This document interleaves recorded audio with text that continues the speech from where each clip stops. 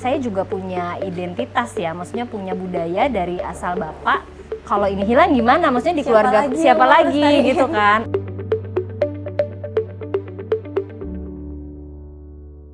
Halo Sobat Masyarakat Adat Nusantara, salam Nusantara. Kembali lagi di Bersama Soman, bercerita santai sama Sobat Masyarakat Adat Nusantara. Pada episode kali ini kita akan membahas mengenai tenun. Dan sekarang aku udah bersama dengan Kak Hyasinta Klise ya Kak? Iya. Boleh Kak Sinta sapa Sobat Masyarakat Adat? Halo Sobat Masyarakat Adat, saya Sinta, kepanjangannya Hyasinta Klise.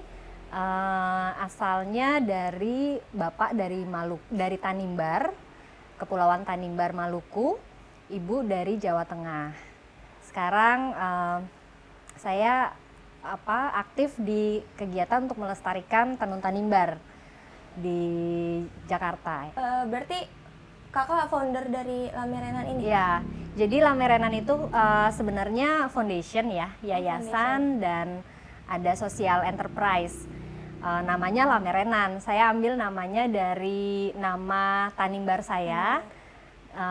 Nama Tanimbar saya itu Mpariat Lamerenan, dan nama Tanimbar ini asalnya dari nama nenek saya gitu. Jadi turun-temurun namanya sama gitu. Oke, jadi Kak Sinta ini merupakan founder dari Lamerenan Tenun Tanimbar. Nah, di episode talk show kali ini kita akan membahas mengenai merawat tenun masyarakat adat sebagai identitas. Nah, sebelumnya boleh gak Kak diceritain dari awal dibangunnya itu, yayasannya? Iya, jadi sebenarnya saya itu kan lahir dan besar di Pulau Jawa ya. Lahirnya di Jawa Tengah, lalu besar di Jakarta gitu ya, di Bekasi ini. Nah, dalam perjalanan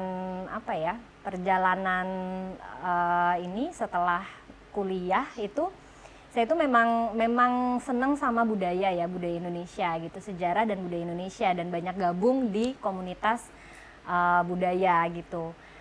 Nah, di situ terinspirasi, jadi terpanggil untuk saya juga punya identitas ya, maksudnya punya budaya dari asal bapak yang rasanya perlu untuk dilestarikan gitu kan. Jadi merasa terpanggil karena memang mendapat banyak insight ya, inspirasi dari teman-teman di komunitas budaya di Jakarta. Akhirnya mulai tahun 2015 saya mulai kontak lagi keluarga di Tanimbar yang masih menenun, karena di keluarga di keluarga itu dulu kan cuma nenek yang menenun. Lalu saya dengar sepupu saya juga bisa menenun gitu. Akhirnya saya kontak lagi gitu, Kak masih menenun nggak gitu. Ternyata enggak. Ternyata dia bilang, wah udah lama nggak nenun, alat tenunnya sudah hilang gitu kan. Di situ tuh saya ngerasa, waduh, maksudnya mau mulai memperkenalkan lagi budaya tenun, tapi di keluarga sendiri sudah nggak ada gitu.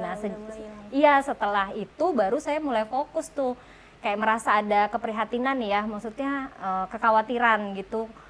Kalau ini hilang gimana? Maksudnya di keluarga siapa lagi gitu kan. Aku juga mau belajar, tapi karena aku tinggalnya di Jakarta, susah gitu, harus ada yang dampingi kan untuk belajar. Nah, akhirnya di situ mulai ada pergulatan ya, karena ada kekhawatiran. Akhirnya, ayo Kak nenun lagi gitu, yuk coba nenun lagi. Tapi maksudnya yang membuat dia semangat untuk menenun tuh apa kan sebenarnya kan? Sudah nggak ada jarang pesanan gitu. Dia bilang jarang pesanan. Waktu itu di tahun 2014-an itu pesanan seragam itu lagi jarang untuk anak sekolah. Biasanya kan dipakai tuh, itu yang banyak. Kalau adat oke, masih ada. Tapi untuk kayak tenun untuk adat gitu ya. Cuma untuk biar berputar pesanannya itu banyak, itu kan biasanya jadi seragam sekolah, seragam pegawai gitu. Nah, itu lagi berkurang, lagi menurun waktu itu. Akhirnya dia mulai malas untuk menenun kan, mulai penghasilannya berkurang. Itu yang terus disitulah aku pikir, oke, coba aku pasarin dulu gitu kan. Kakak nenun, nanti aku yang beli gitu. Maksudnya aku yang pasarin, aku beli terus aku pasarin gitu kan. Lalu kita mulai di situ. Jadi awalnya memang mempromosikan itu dulu untuk memberi semangat kakakku menenun gitu. Dan ya mulai dari situ tahun 2015 lalu mulai promosiin, lalu aku bikin brand gitu ya, belum diresmiin sih, cuma bikin brand. Oh, aku mau bikin Lamerenan aja. Berarti gitu. dari awal emang Lamerenan. Nah, dari awal Lamerenan. Lalu mulai di 2017 mulai dibuat badan hukum untuk karena visiku sebenarnya kan pelestariannya gitu kan. Di usahanya itu memang hanya sarana untuk kita butuh dana juga untuk pelestarian gitu. Jadinya itu memang harus ada jualan, dan di jualan juga bisa jadi sekaligus promosi gitu loh, promosi budaya Tanimbar. Jadi ke branding gitu ya, nama Tanimbar gitu kan kalau kita ada produknya gitu. Nah itu sih, jadi itu sarananya juga lewat apa namanya, pemasaran produk ya, karena di situ ada cerita kan, jadi aku bisa bercerita gitu. Itu sebenarnya sarananya ya, dan hasil penjualannya bisa untuk pelestarian gitu. Boleh diceritain nggak Kak, gimana sih proses pembuatan tenunnya itu dari awal sampai jadi kain tenun itu gimana Kak? Oke. Jadi kan sebenarnya ya kalau di masa zaman dulu ya sebenarnya jadi di Tanimbar itu di saat aku memulai, dan bahkan di 2015 tadi, dan bahkan waktu nenekku tahun 95 ya itu datang ke Jakarta bawa alat tenunnya, dan itu pertama kali aku tahu tenun itu sudah menggunakan benang toko. Itu tahun itu ya sudah banyak yang menggunakan benang toko, benang pabrik.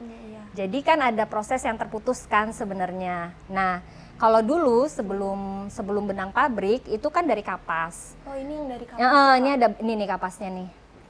Jadi dari kapas dipintal jadi benang.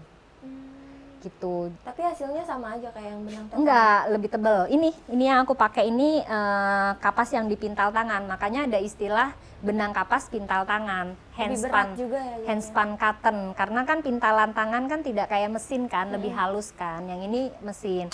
Nah, dari situ jadi benang. Nah, setelah jadi benang kita taruh di alat ini nih. Di alat ini. Jadi tenunnya pakai alat.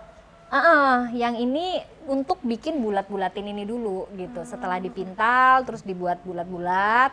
Nah, ini yang akan diatur di alat tenun, alat atur namanya, atur benang. Setelah dari situ dipindahkan ke yang alat lungsinya, dianyam ya, mulai ditenun. Akhirnya jadi kan begini kan. Setelah diatur begini terus dimasukin benang yang gini kan jadi keanyam, jadi baju gitu loh, jadi kain. Gitu. Jadi Kakak bisa nenun dari kapan Kak? Nah, aku mulai belajar itu udah 3 tahap aku belajar. Jadi aku untuk berkenalan dengan proses menenun sebenarnya dari kecil waktu nenek datang. Nenek datang tahun 95. Cuma mulai bener-bener aku belajar itu dimulai yaitu pas aku 2015 itu. Cuma sepotong-sepotong karena waktu itu misalnya ke Tanimbar kan beberapa bulan gitu, dan di sana juga nggak cuma belajar tenun kan. Nah, itu paling 2 minggu belajar mulai dari mintal, muter gitu kan, muter. Lalu kepotong lagi. 2019 belajar lagi. Cuma 2 minggu doang gitu kepotongnya. Terus Covid kan. Terus sempet 2020 belajar lagi di sini. Mulai belajar mengikat motif. Jadi untuk motifnya adalah motif ikat kan. Nah, ini jadi diikat. Oh iya, tadi lupa ya, ada apa namanya? Proses yang mengikat motif gitu. Itu buat motifnya. Di situ sih ada motif. Ya. Nah, untuk ngikat motif diikat kan biar kalau dicelup kan dia menahan warna kan. Jadi kalau dibuka kan akhirnya putih kan, bagian ininya kan putih kan. Oh iya. Jadi motif gitu. Ya itu 2000 terakhir belajar 2022. Sudah lumayan bisa tapi belum rapi.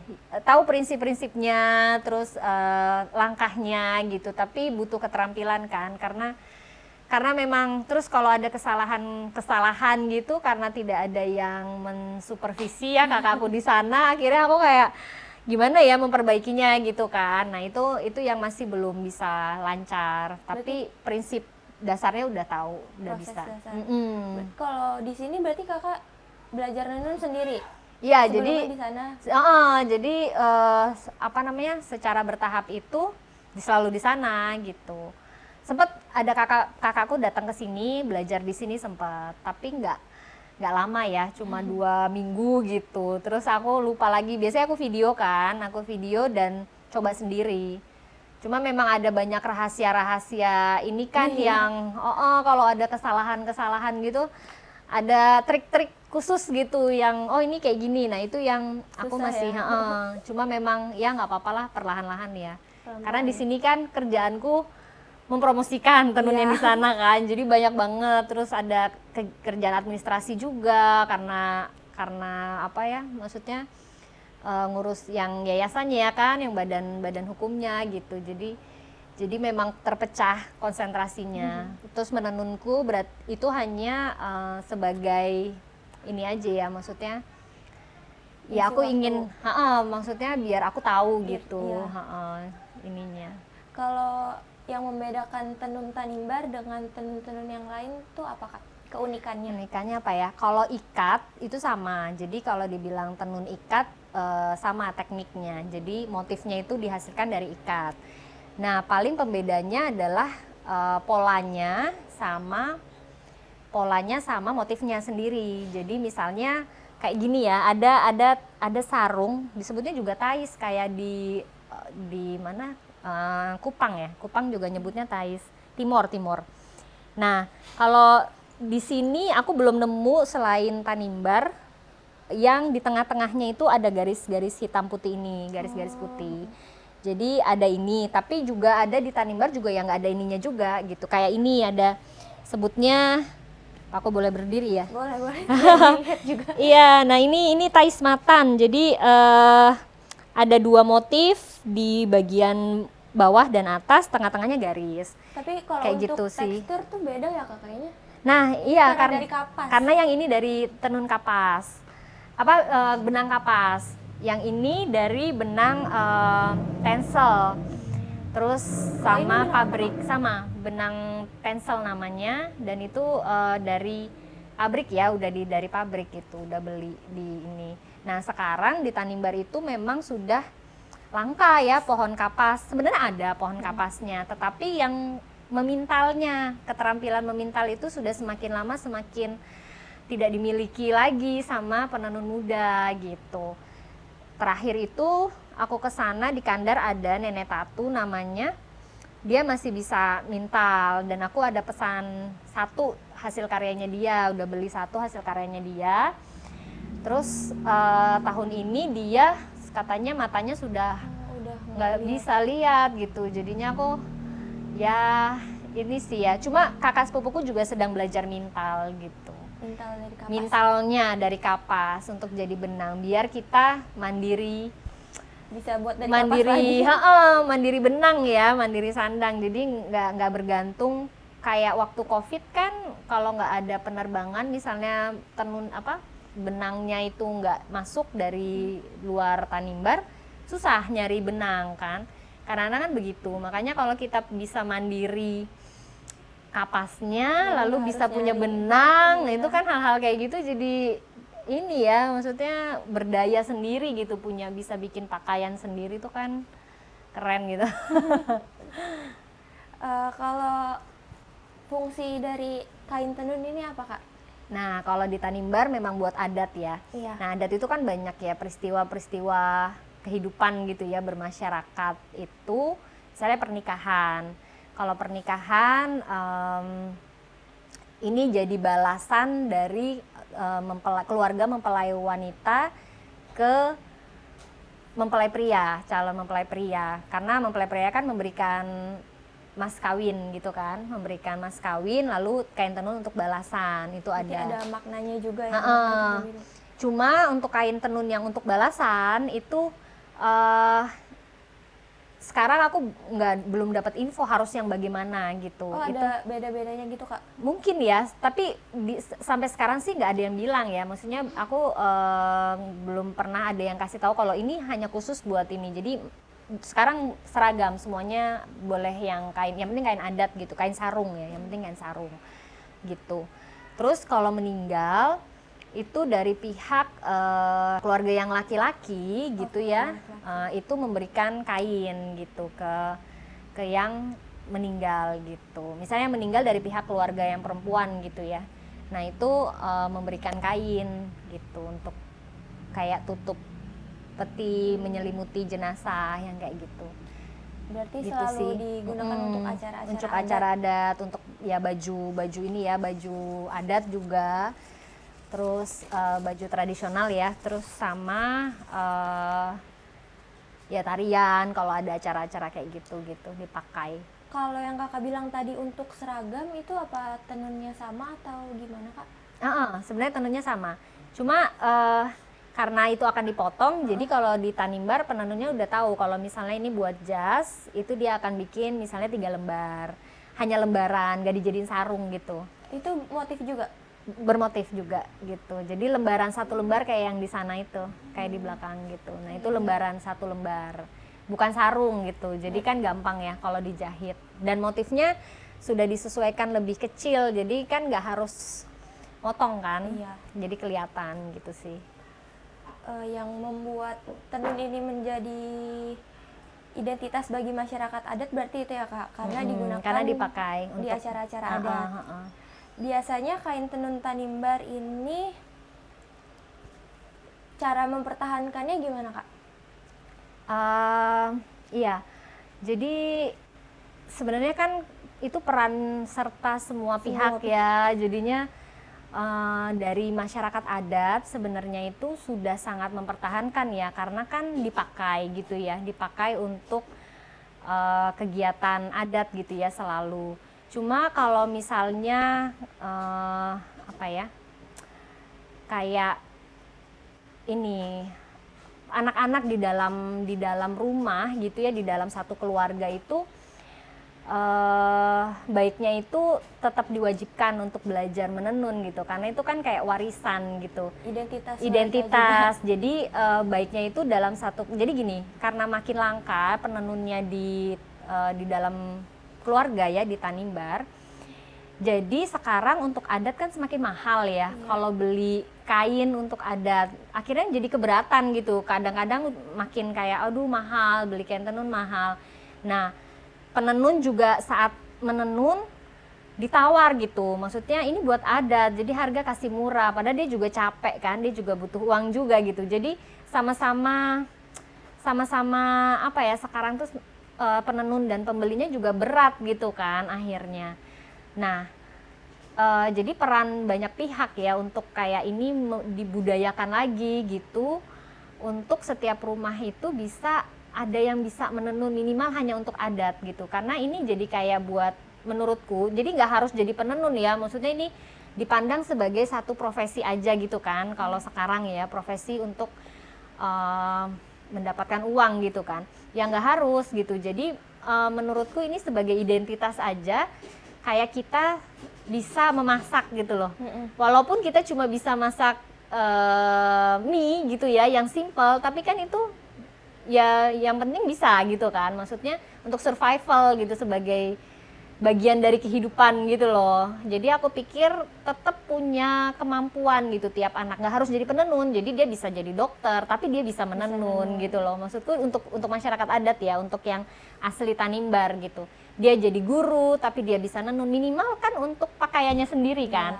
minimal untuk adatnya sendiri gitu, jadi bisa tidak berat gitu. Jadi kayak identitas, oh anak perempuan Tanimbar bisa menenun gitu, punya skill lain gitu untuk menenun. Dan ya itu entah kalau memang tidak bisa, masih belum bisa untuk yang apa, yang rapi kan nggak apa-apa gitu. Tahu basicnya. Iya basicnya, dan itu kan di zaman dulu kan memang kita pakai kan sebagai pakaian kita kan, jadi memang itu kayak survival kan, survival skill gitu loh yang kita bisa masak gitu, walaupun enak nggak enak kan itu udah beda lagi gitu kan, itu masalah bakat gitu ya. Tapi bisa masaknya untuk kita yang penting makan gitu kan, ya itu penting gitu, itu udah jadi harusnya ya, menurutku itu kayak bagian dari hidup gitu, itu kan kebutuhan pokok ya, sandang, pangan, papan gitu kan, sebenarnya ini kan termasuk sandang ya, termasuk kebutuhan pokok. ya itu kalau sekarang tantangannya kan memang banyak yang sudah modernisasi ya, maksudnya sudah merantau, banyak yang merantau, banyak yang jadi profesi yang hebat-hebat lah ya gitu ya, udah jadi merasa menenun itu bukan ini gitu, itu hanya dilakukan di desa-desa sama perempuan-perempuan desa gitu kan, image-nya kan begitu. Padahal sebenarnya kan itu keterampilan dasar gitu, maksudnya apalagi sebagai orang Tanimbar gitu kan, untuk perempuan ya, perempuan Tanimbar itu kayaknya, makanya aku semangat banget mau bisa menenun gitu, walaupun rapi hingganya itu urusan nanti kan, tapi kan bisa dulu gitu, bisa tahu caranya menenun gitu sih. Jadi Justru warisan kalau- nenek moyang gitu iya, kan. kalau ngerantau terus pekerjaannya lain, tapi kalau dia bisa nenun kan itu bisa ikut melestarikan, Ya, bisa kasih tahu ke yang lain gitu ya, betul. Kak? Jadi minimal nanti nerusin ke anaknya Iya. kan. Jadi kayak kayak memasak kan. Iya. Ya aku juga nggak bisa masak gitu ya, maksudnya cuma aku bisa masak tapi walaupun nggak enak gitu kan, tapi aku bisa gitu. Maksudnya untuk perutku sendiri aku minimal masih bisa gitu. Iya. Enak nggak enak urusan nanti, tapi kita tahu cara ngolah ini gitu kan. Nah menurutku itu aku menyamakannya dengan itu sih kalau menenun ya gitu.